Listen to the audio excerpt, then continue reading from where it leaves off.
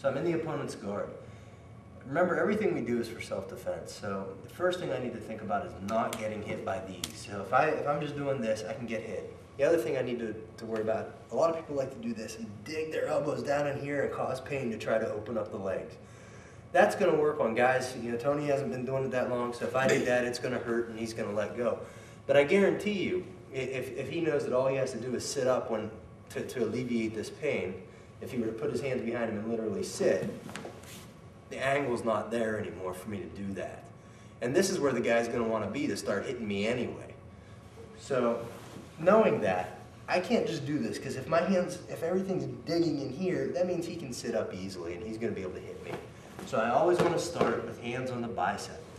When you're using the gi, you can even bring this collar down here, and that controls the arms pretty well too. Now not only that, but for sport jiu-jitsu, it makes it hard for him to grab my gi. Go ahead and grab my collar. It's hard for him to get a good collar grip. For him to get a good grip, he wants to get way up behind my head. Like that, okay? So, that being said, we're starting here at the biceps. I still have good posture though. I don't necessarily need to be down like this because he can reach my head still. And I don't want him holding my head down, okay? Because that just makes life difficult. So 1, 2 on the bicep. When I feel I have the opportunity, the minute this guy relinquishes a little, stops reaching real hard, or maybe when he tries to, instead of coming through my arms, a lot of times guys will loop and try to come under my arms like that. When I feel him start to do that, I'm going to get a two-hand grip, or both collars together with a grip. Boom. I'm going to do it to this side so that you guys can see everything that happens. The reason I want two instead of just one is because if he wants to sit up, it's hard for him to sit straight up because my hand's on his sternum. However, if he takes that hand and just pulls my hand off, it'll go because I'm only holding one side of the gi. If I only had this side, he'd use this hand. And now I'm across, I'm in a lot of trouble now. However, if I have two, go ahead, he can use whichever hand he wants, and look, I'm still connected no matter what. So biomechanically, it's more efficient. So I get my grip the minute I feel he's relinquishing just a bit, and then I'm taking this hand and coming right here to the knee.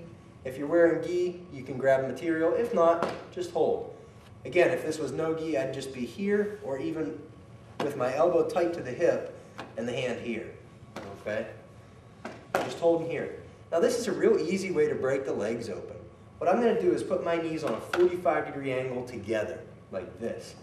So I have to keep good posture, my back straight, my head's up, and I have my hips, my pelvis is tilted forward. It's not back, it's forward, okay? So 1. Now notice my legs now are on that 45-degree angle. I'm not focusing on pushing down on the leg. I just have a little pressure. I'm focusing on sitting back away.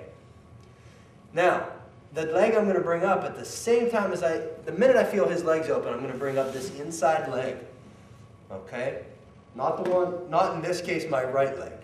So not the leg on the same side as the knee I'm grabbing. Bringing up this inside leg. And the reason for that is if my opponent's doing what he should, he's going to try to bring this knee in because of this big opening. He's going to try to make space and either return to guard or begin to try to submit. So I bring this up and that blocks that for him. He can't do that now. Depending on which way the opponent moves, you can do an inside knee pass. But in this case, I'm going to just drive this knee across like so. Okay? Now I wouldn't stay real high like this. I can come down on my opponent. I'm just making sure you guys can see. So I'd be down on my opponent. This hand's going to reach and get back in here. If you can grab the collar, great. And this foot is going to hide like this. Because if I don't hide it, he's going to grab it. And he's going to give me a hard time passing the guard. So I hide it here. Now it's hard for him to grab. This other hand gets my underhook, like this. So I'm tight to my opponent. You can also do this way down here, like this. I don't like it as much, and it really just depends on the situation. So 1, 2. Once I have my underhook, I like to let go of this and come right here and cup the elbow. But what I'm going to do to finish my pass, though, is this knee inside is going to come up and through. Up and through. You can also do a high leg if you know how to do that. You can just high leg right out. But for right now, I'm staying real basic. We're coming up and through with that knee.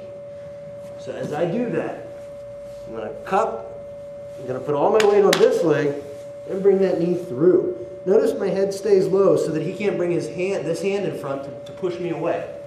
He would just be driving at my neck. That makes life difficult. We don't want to deal with that. So I'm staying with my head tight, my arm. I can even take this hand and put it on the back of my head. Now he can't get his arm out of there.